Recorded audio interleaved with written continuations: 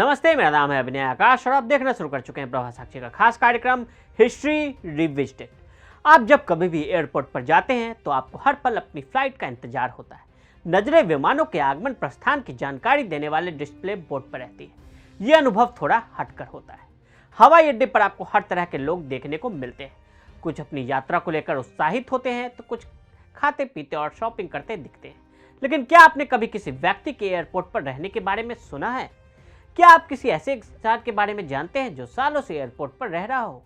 वैसे तो एयरपोर्ट पर कई कर्मचारी रहते हैं, लेकिन शायद ही आपने किसी ऐसे इंसान के बारे में सुना हो जो बिना किसी काम और बिना एयरलाइंस में होते हुए भी एयरपोर्ट पर रहता हो। आज आपको ऐसे ही एक शख्स की कहानी सुनाने जा रहा हूं जो पेरिस एयरपोर्ट पर लगभग 18 सालों तक रहा। ईरान में शाह शासन के विरोध पर देश निकाला। 18 साल तक पेरिस एयरपोर्ट पर रहने वाले इस शख्स का नाम मेहरान करीमी नासेरिक है। मेहरान का जन्म साल 1946 में ईरान के मस्जिद सुलेमान शहर में हुआ।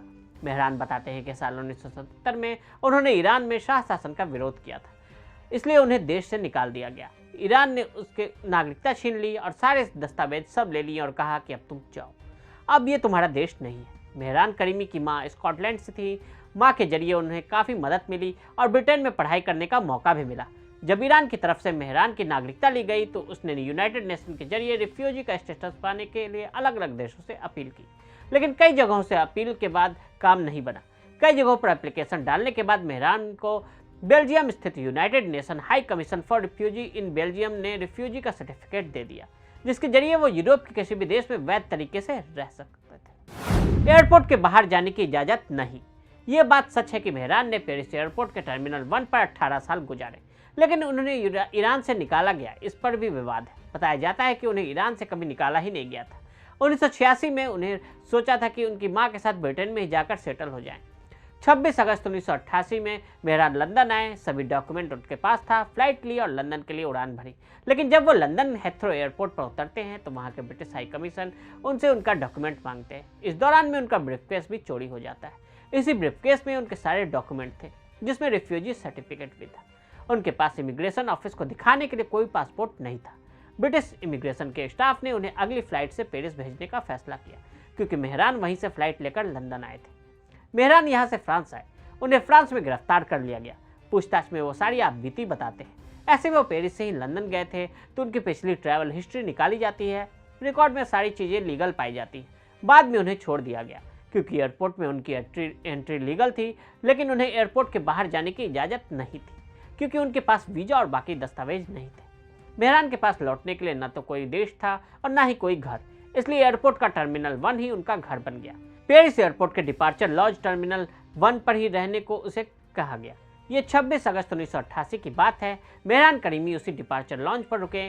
धीरे धीरे वक्त बीता और पेरिस के एयरपोर्ट का टर्मिनल 1 मेहरान करीमी का घर बन गया। वो वहीं बैठते, सोते और वहाँ के वॉशरूम यूज करते। जब एयरपोर्ट के स्टाफ ने ये सब देखा तो उनकी कहानी सुनने के बाद खाना और अखबार मेहरान को देना शुरू कर दिया। फ्रेंच कोर्ट में पहुंचा मामला। 1992 में फ्रेंच ह्यूमन राइट्स से जुड़े केस लड़ने वाले एक वकील ने जब मेहरान करीमी की कहानी के बारे में जाना तो कोर्ट से इजाज़त लेकर वो एयरपोर्ट जाते हैं और उनका केस लड़ने की इच्छा जाहिर करते हैं। कोर्ट में उन्होंने कहा कि इस तरह के एयरपोर्ट पर रोक कर रखना गलत है।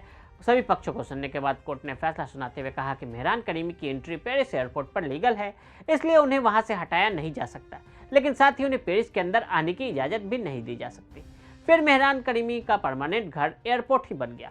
इस दौरान उनकी कहानी जानने के लिए लोग आते रहते हैं। समर्थन वाली चिट्ठियाँ भी आती। लगभग 18 सालों तक यह सिलसिला चलता रहा। The terminal man. जुलाई 2006 में मेहरान नासेरी को अस्पताल में तबीयत बिगड़ने के बाद भर्ती कराया गया। इस दौरान मेहरान को टर्मिनल 1 में उनके रहने की जगह से हटा दिया गया। बाद में फ्रेंच रोड क्रॉस ने एयरपोर्ट के पास ही एक होटल में एक कमरा लिया और करीमी को वहीं पर रखा और ये आश्वासन दिया कि वो इससे बाहर नहीं जाएंगे। 6 मार्च 2007 में पेरिस की चैरिटी रिसेप्शन सेंटर ने मेहरान की जिम्मेदारी लेने का फैसला करते हुए उसे पेरिस के एक घर में रखा। 2008 के बाद से मेहरान वहीं रह रहे हैं, लेकिन इसी बीच 2004 में उनकी आत्मकथा द टर्मिनल मैन प्रकाशित हुई। ये किताब उन्होंने ब्रिटिश लेखक एंड्रयू डंकिन के साथ मिलकर लिखी थी। ब्रिटेन के संडे टाइम्स ने इसे बेहतरीन और दिल को झकझोर देने वाली किताब करार दिया था। बाद में उन पर कई फिक्शन और नॉन फिक्शन फिल्में भी बनी। साल 2003 में Oscar award winner Steven Spielberg को मेहरान करीमी की कहानी का पता चलने के बाद उनसे इस पर फिल्म बनाने की बात कहते हुए राइट्स मांगी। बदले में स्पीलबर्ग की कंपनी करीमी को $2.5 लाख का चेक देते हैं। तो आज हमने आपको एयरपोर्ट पर 18 साल तक रहने वाले शख्स की कहानी बताई। आज के लिए दी इजाजत। ऐसी रिपोर्ट्स को देखने के लिए प्रभा साक्षी के साथ लगातार बने रहें।